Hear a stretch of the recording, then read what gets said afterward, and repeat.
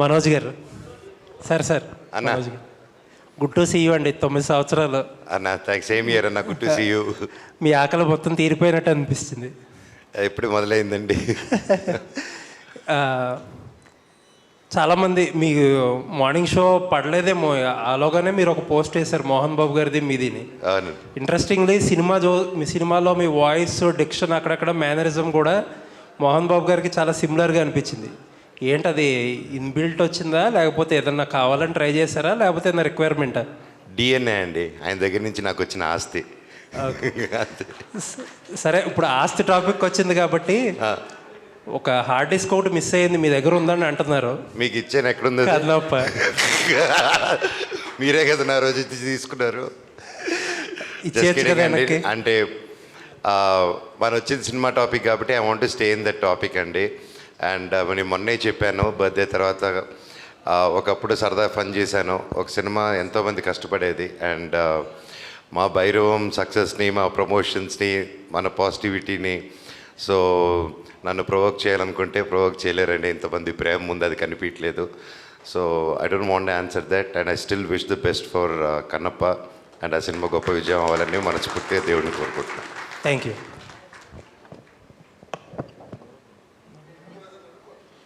విజయ్ భయ్యా, ఈ కథని డీల్ చేయడంలో మీకు ఎక్కువ కష్టం అనిపించిందా, ఈ ముగ్గురు హీరోల్ని డీల్ చేయడంలో ఎక్కువ కష్టం?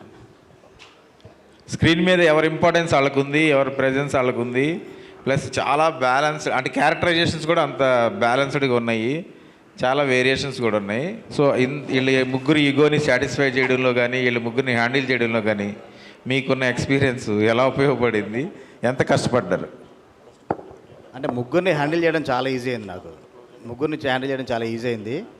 కథలో 3 క్యారెక్టర్ని బ్యాలెన్స్ చేయడం కొంచెం కష్టమైంది. కథ చేసుకున్న ప్రాసెస్లో, అంటే చేంజెస్ చేసుకున్న ప్రాసెస్లో 3 క్యారెక్టర్స్ని బ్యాలెన్స్ చేయాలి, ఆ ఇమేజ్ని పెట్టుకోవాలి. కంబ్యాక్ వస్తున్నారు కాబట్టి ప్రేక్షకులందరూ బాగా కనెక్ట్ అయ్యేలా ఉండాలి 3 క్యారెక్టర్స్ కూడా అనేసి కథలో కొంచెం నాకు టైం పట్టింది. కానీ ఆన్ షూట్ మాత్రం నాకు ముగ్గురితో చాలా ఈజీ అయిపోయింది. శ్రీని గారు సార్, అంటే సీత నుంచి ప్రయాణం మళ్ళీ కొత్తగా స్టార్ట్ అయిన అనిపించింది. సీత, రాక్షసుడు, భైరవం చూస్తుంటే ఈ అండర్ డాగ్ క్యారెక్టర్స్ అనేవి మీకు బాగా వర్కౌట్ అవుతున్నాయి. అంటే పెర్ఫార్మెన్స్ వైజ్ చూసుకున్నా మీకు సినిమా బై సినిమా పెర్ఫార్మెన్స్ గురించి మాట్లాడుకుంటున్నారు ఈ 3 సినిమాల్లో. భైరవంలో కొన్ని సీక్వెన్స్లు అయితే టాప్ నాచ్ అనిపించింది. ఒక ఆర్టిస్ట్గా ఒక అప్లిప్ చూస్తున్నాం cinema by cinema. Bhairavam journey అనేది ఒక ఆర్టిస్ట్గా మెమరబుల్ అని మాకు అనిపిస్తుంది, ఆడియన్స్గా. మీ ఎక్స్పీరియన్స్? డెఫినెట్గా అండి, నాకు చాలా హ్యాపీనెస్ ఇచ్చింది. యాజ్ ఎ పర్ఫార్మర్గా ప్రతి ఒక్కళ్ళు ఈ సినిమా గురించి మాట్లాడుతున్నప్పుడు that's what my main aim is. ఎందుకంటే ఒక యాక్టర్గా లాంజివిటీ ఉండాలంటే మట్టికి పర్ఫార్మెన్సే. That's what I believe in. And ఇంత మంచి కథ దొరికినందుకు ఎప్పుడైనా కథ కూడా ఉండాలండి, సినిమా ఉండాలి, కథ ఉండాలి. అప్పుడు మనం ఏం చేసినా హైలైట్ అవుతుంది. లేకపోతే ఇప్పుడు కథ గొప్పగా లేకపోయింది అనుకోండి, సీన్స్ గొప్పగా లేకపోతే మనం ఎంత చేసినా కూడా కనిపించదు. సో అంత మంచి స్పేస్ నాకు ఈ సినిమా దొరకడం నాకు చాలా హ్యాపీనెస్ ఇచ్చింది. And it's definitely one of my most memorable film అండి. రోహిత్ గారు